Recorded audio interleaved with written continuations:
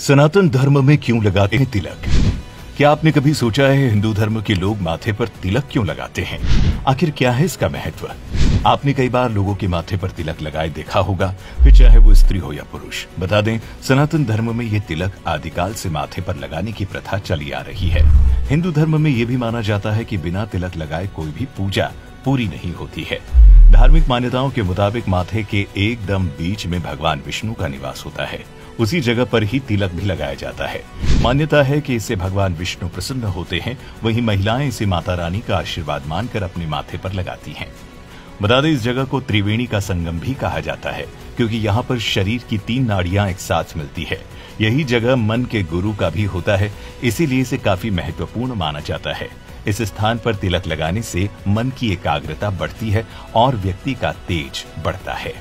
हमारे शरीर में ऊर्जा के साथ छोटे छोटे केंद्र हैं, जिन्हें चक्र कहा जाता है, और ये चक्र अपार शक्ति के भंडार हैं।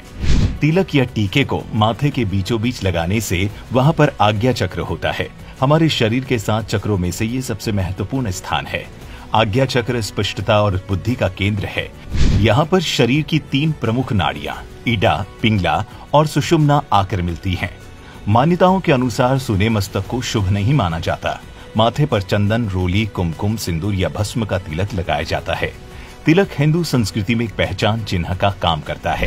भारतीय संस्कृति में पूजा अर्चना, संस्कार विधि, मंगल कार्य, यात्रा, गमन, शुभ कार्यों की शुरुआत में माथे पर तिलक लगाकर उसे अक्षत से पूरा किया जाता है। तिलक लगाने को लेकर स्कंद पुराण में बताया गया है कि अनामिका उंगली से तिलक लगाने पर शांति की प्राप्ति होती है, और वहीं मध्यमा उंगली से लगाने पर व्यक्ति की उम्र बढ़ती है।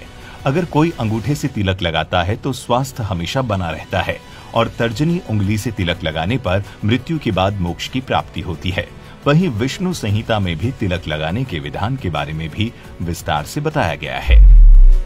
ब्रह्म वैवर्त पुराण में बताया गया है कि अगर आप कोई भी पूजा पाठ बिना तिलक के करते हैं तो उस धार्मिक कार्य का फल आपको कभी भी नहीं मिलता है।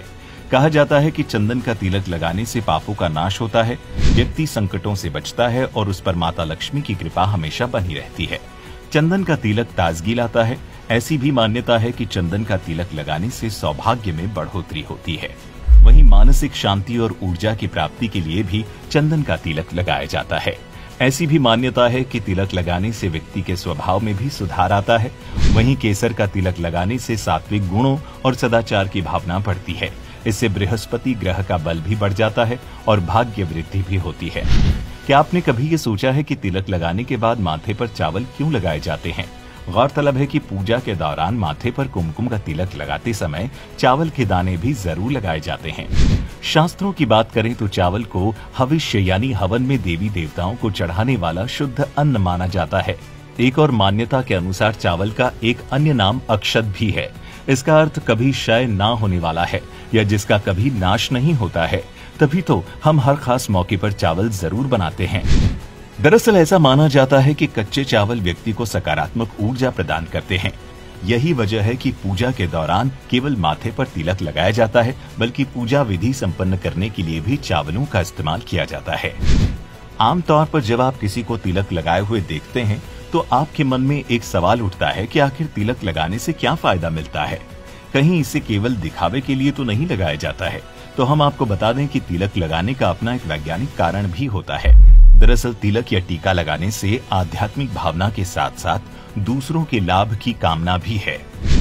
आमतौर पर लोग कुमकुम, मिट्टी, हल्दी, भस्म और अक्षत का टीका लगाते हैं। कुमकुम का तिलक लगाने से आकर्षण बढ़ाकर स्फूर्ति वाला बनाता है। केसर का तिलक लगाने से मान सम्मान में वृद्धि होती है। चंदन का तिलक लगाने से शीतलता मिलती है। भस्म का तिलक लगाने से अचानक आने वाले संकटों से मुक्ति मिलती है। वहीं कुछ लोग अपने तिलक को दिखाना नहीं चाहते हैं तो वे जल से माथे पर तिलक लगाते हैं। पुरुष को हमेशा चंदन का तिलक लगाना चाहिए और स्त्री को हमेशा कुमकुम का तिलक लगाना चाहिए। अगर आपके मन में इससे जुड़ा कोई और भी प्रश्न है तो हमें नीचे कमेंट करके जरूर बताएं।